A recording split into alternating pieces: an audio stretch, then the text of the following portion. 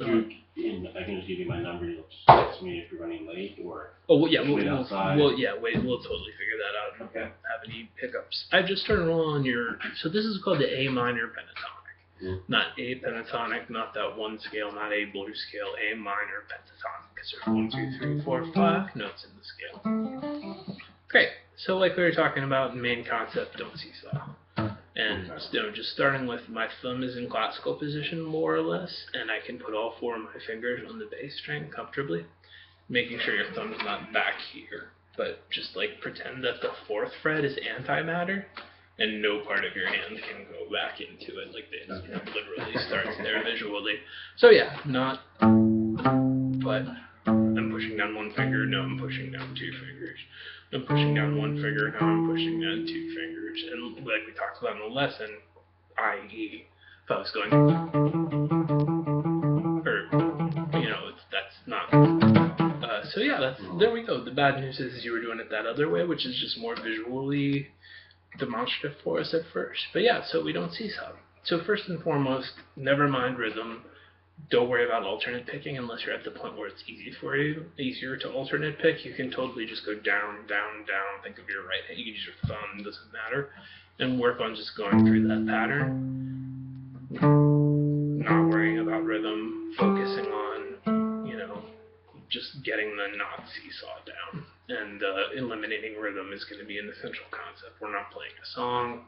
It's not a song that goes, I play in rhythm. There'll come a time where you will play all scales that way, but it's because you already have one rhythm. So it kind of comes down to our memorization versus playing headspace.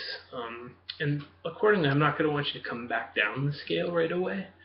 Get good at going down, down, down. When you're good at that, coming back up will feel kind of like a formality, rather than a deductive reasoning problem. So that's the optimal order to work on it in. Then, having done that, we're going to include the alternate picking of going. So stop, get good at work on this not seesaw thing, including using your pinky here and not creating distance back there.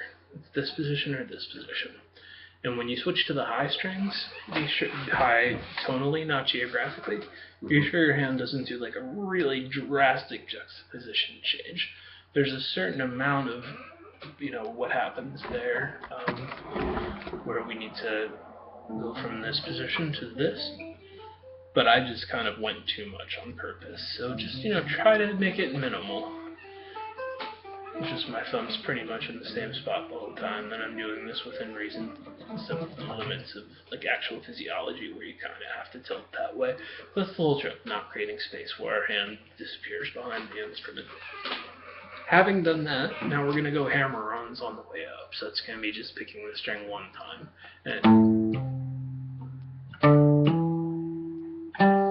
And so on. Also at this point, I'm going to bring up bending your fingertip. Like not just flopping down, and that's how it's going to enable you to do things like, hit multiple strings. They're dealing with the same thing we did on the C chord with these 2 notes. So, yeah, using your fingertips and not seesawing. So now you're going to be going up and down the scale, alternate picking, trying to play in rhythm, and then hammer-ons on the way up. Don't worry about rhythm. I'm doing it in rhythm because I can already play this. And then get good at that. So just stop, do hammer-ons. Having done that, click chord.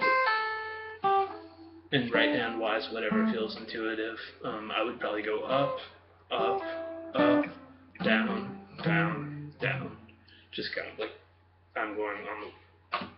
We will discuss why that more, but it's kind of like just ergonomically comfortable. But in truth, when you're doing this, it would depend on what you were playing.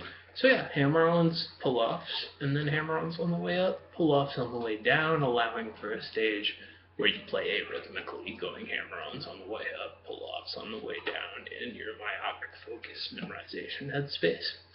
And and kind of forget about the other pentatonic positions for now, because it turns out that we tend to use strong fingers when we're on those, and we'll have to unlearn them. But this one, it's totally just, here I am doing this stuff. So we're not worrying about bends yet, but hammer-ons, not seesawing. I just gave you kind of a long version of saying, don't seesaw, ultimately alternate pick, and so forth. But there's a way you could go about learning it, and that'll be